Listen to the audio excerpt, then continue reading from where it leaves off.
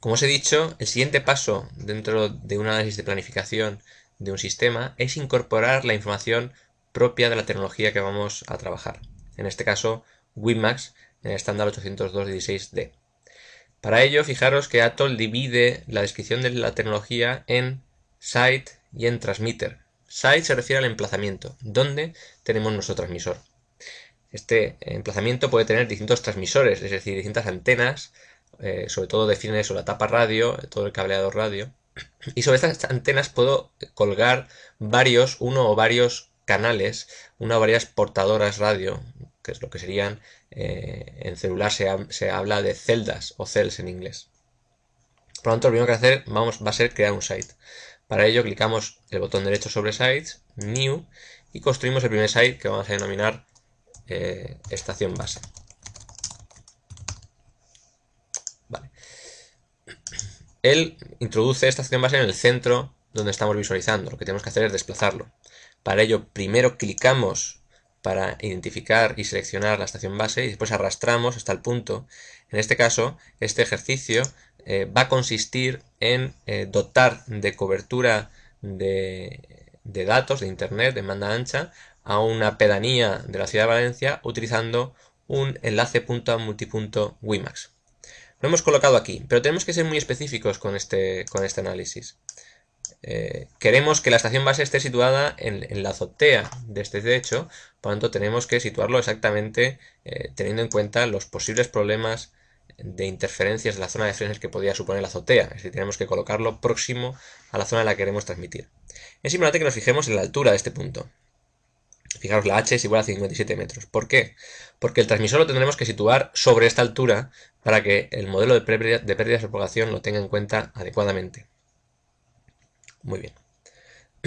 Una vez que tenemos introducido la estación base, tenemos que añadir, como os he dicho antes, un transmisor. Botón derecho sobre la carpeta de transmisión y añado nuevo y lo voy a llamar transmisor 1. ¿De qué SAE? ¿De qué emplazamiento? Bueno, pues aquí del único que tengo hasta el momento, que es la estación base. Muy bien. El transmisor incluye determinada información que tenemos que rellenar. En primer lugar, si ese transmisor está activo o inactivo, si está transmitiendo. Pues sí, está activo. Segundo, son analizar la cadena de transmisión-recepción en términos de pérdidas de propagación. Para ello tenemos que definir un equipo. Tenemos que añadir equipo concreto, tanto del amplificador montado en la torre, el Tower Mounted Antenna, que vamos a utilizarlo, como del cableado de alimentación, que vamos a suponer este cableado concreto, como el equipo que va a transmitir. Este equipo, ya os digo que tiene una serie de características de figura de ruido, de pérdidas de configuración, etcétera, etcétera. También tenemos que decir qué longitud tiene este cable que vamos a introducir de alimentación. En concreto va a tener 3 metros este cable de alimentación y no van a haber más ganancias. Él automáticamente calculará cuáles son las pérdidas, teniendo en cuenta la figura de ruido y demás aspectos, cuáles son las pérdidas del sistema producidas por el cableado y demás. Tenemos que decirle también la altura del transmisor. Y aquí os he dicho que tenemos que tener en cuenta la altura del edificio, que eran 57 metros. Sobre esos 57 metros montaremos un mástil en el cual situaremos nuestro transmisor. Así que 57 metros tenía de altura el edificio, más 3, por ejemplo, tendríamos una altura de 60 metros. Esta altura no hay que incluir el terreno, porque ya lo incluirá él dentro del cálculo, ya que el site tenía información sobre el terreno. Ahora lo comprobaremos. Y tenemos que definir cuál es la antena que vamos a utilizar. En concreto, aquí hay una lista de antenas, podríamos agregar más. Y nosotros, como queremos direccionarla hacia la pedanía, lo que vamos a hacer va a ser utilizar una antena directiva con 2 grados de tilt eléctrico y de 65 grados de ancho de haz. Esta va a ser nuestra antena. El azimut ya lo corregiremos después. No vamos a tener una antena inteligente, porque esto supondría un coste adicional. Y, bueno, aplicamos estos cambios. Nos dice que por favor creemos celdas, ahora veremos lo que significa, porque de momento tenemos un transmisor que no tiene celdas. En cualquier caso, vamos a acabar la configuración de este equipo incluyendo el azimut del transmisor.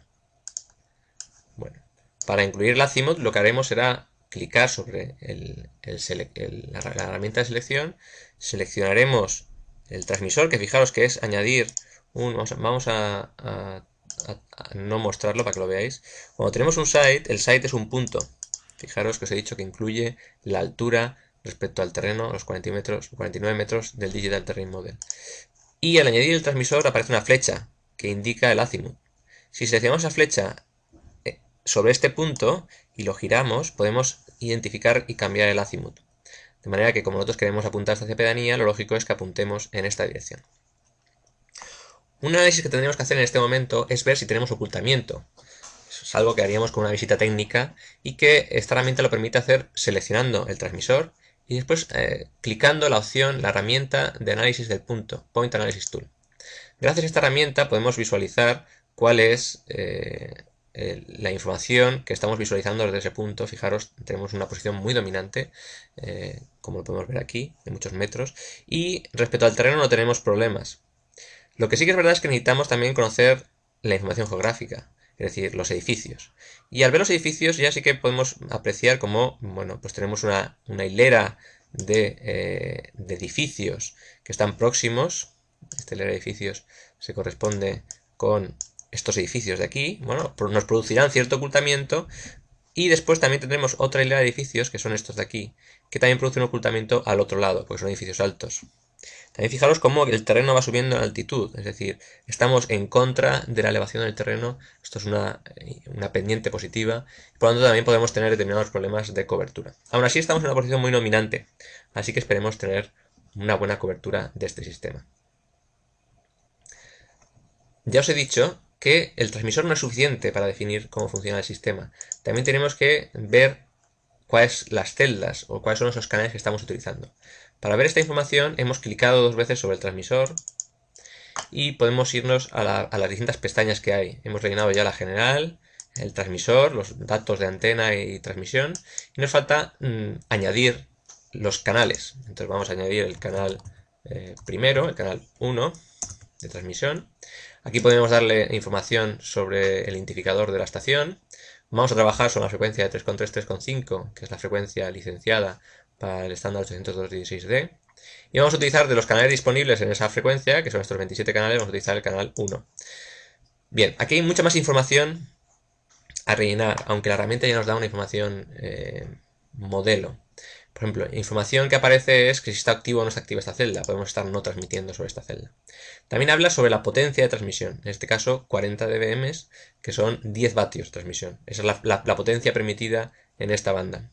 También hay una reducción de potencia para los canales de tráfico, ninguna reducción para los pilotos y una reducción de 10 dB cuando no tenemos usuarios activos. También me pregunta qué equipo vamos a utilizar. Vamos a utilizar un equipo por defecto, el equipo que establece, el schedule utilizado, que va a ser el proportional fair, el máximo número de usuarios, si es que el transmisor está limitado al número de usuarios. Muchos de los transmisores están limitados, yo lo voy a limitar, efectivamente, porque los equipos normalmente lo incluyen. ¿Cuál es el nivel de señal que tengo que recibir para suponer cobertura de la señal de preámbulo? ¿Cuál es el máximo tráfico que soy capaz de soportar? Si soporto o no soporto diversidad en transmisión y en recepción, voy a decir que no. Si tenemos ganancia por utilizar MIMO, voy a decirle que sí. Estos son los parámetros básicos que os digo que hemos rellenado. También es importante ver cómo se calcula la propagación.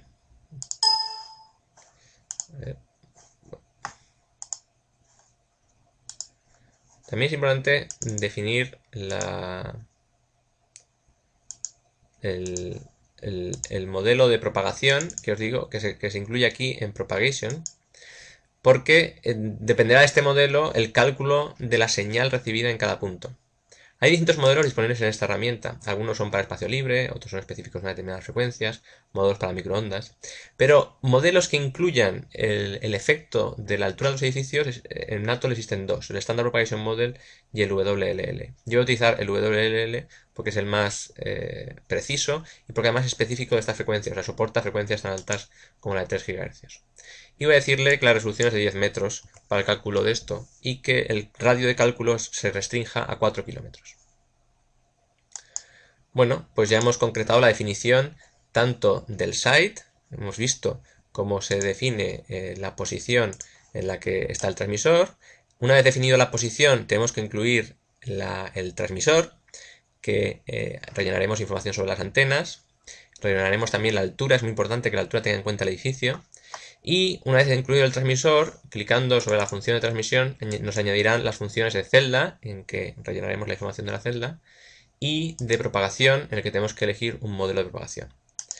En el siguiente vídeo lo que haré será mostraros cómo hacer esos primeros cálculos de predicción de la cobertura del sistema.